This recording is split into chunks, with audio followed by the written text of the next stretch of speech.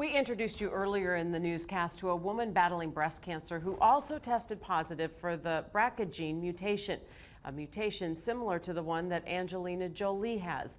Both took extreme measures of getting a double mastectomy and having their ovaries removed. Many women are now questioning if they should be tested. Rayanne Christensen joins us once again in our San Luis Obispo studio. Fill us in on what you learned, Rayanne.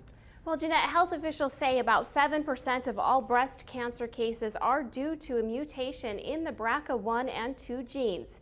If you do have it, it increases your chances of getting breast or ovarian cancer. So finding out could be a matter of life or death. Everyone is born with BRCA genes. When healthy, they protect us from getting cancer. But mutations in the BRCA genes passed to us by our parents can increase a person's risk for cancer anywhere from 50 to 85%. So how do you find out if you carry this mutation?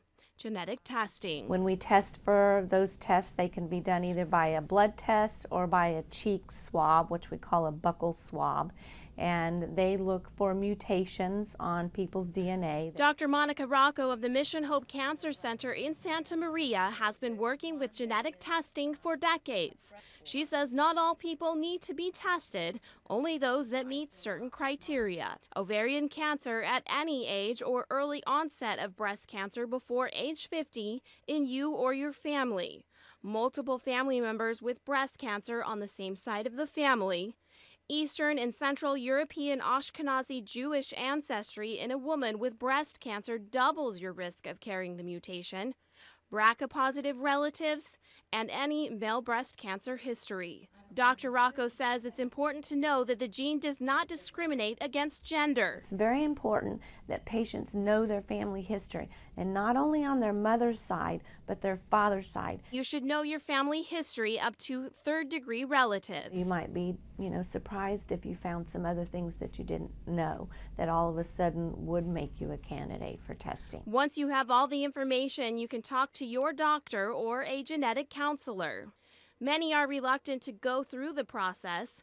Getting a positive result can be as frightening as an actual cancer diagnosis. There's a lot of tears because I think people don't really know what to do with it. Liz Elliott is a breast cancer nurse navigator and helps those after a positive diagnosis. I think it's hard at first for people, but then I think when they realize maybe that they're lucky in being able to take measures to prevent something, then maybe to not know and later on in your life have a bad cancer. While it's impossible to remove the entire risk of getting breast or ovarian cancer, genetic testing does allow women to take control of their health and at least reduce their risk of getting these deadly diseases.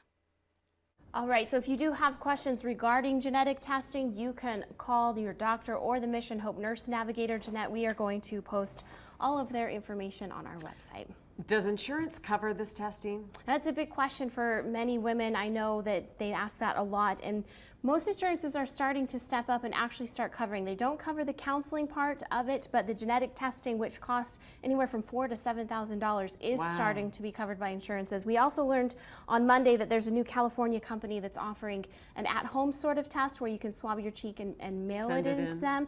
But you do want to be careful with that because you do want to do it under the supervision of a doctor, because that could be overwhelming what those results say. Okay, so you explained how your rates or your risk of cancer goes up by dramatic percentages if you do have the gene mutation.